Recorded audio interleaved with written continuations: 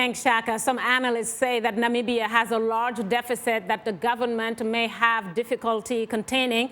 In addition, Namibia's 2.2 million citizens face an unemployment rate of about 28%.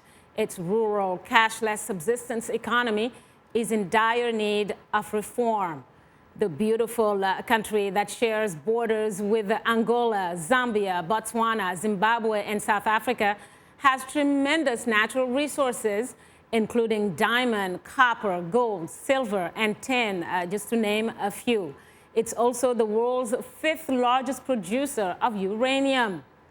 Well, this will lead us to our question of the week, which asks, what can be done to ensure that Namibia is on a path to a prosperous future, rather?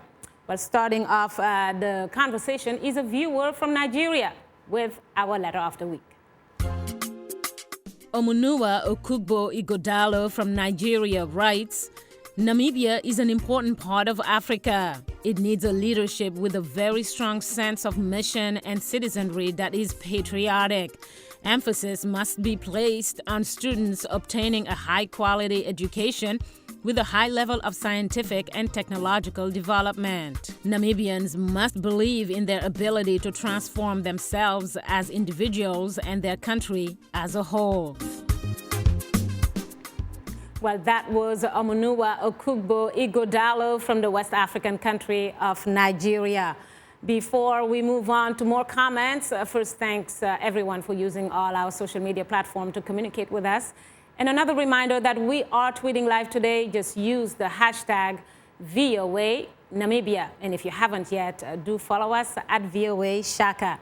Speaking of it, let's go to a tweet from Sebastian Mahamba, a student at the University of Tanzania, who tweets that Namibians should have their clear common national vision that would unite them for brighter perseverance.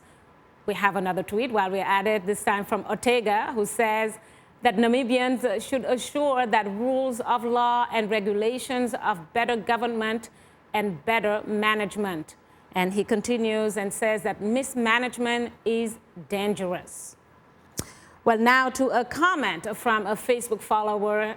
It's Tate Pedro in South Africa, who writes that the Namibian government must allocate each and every citizen a free plot of land. Most regular Namibians do not have land. Both public and private sectors should offer jobs to every Namibian. Commodities and income tax, which are both currently sky high, must come down.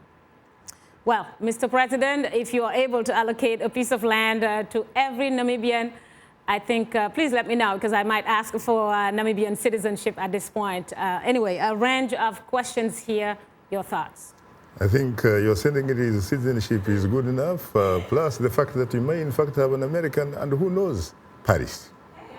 Adding to it, you know, I'll take Namibia anytime. I think Mr. President, your reaction? Well, I thank them. They are making very good comments. I agree with them completely, except maybe the last one, because it's difficult. Land is a very emotive issue in Namibia, and we are trying to tackle it with great care.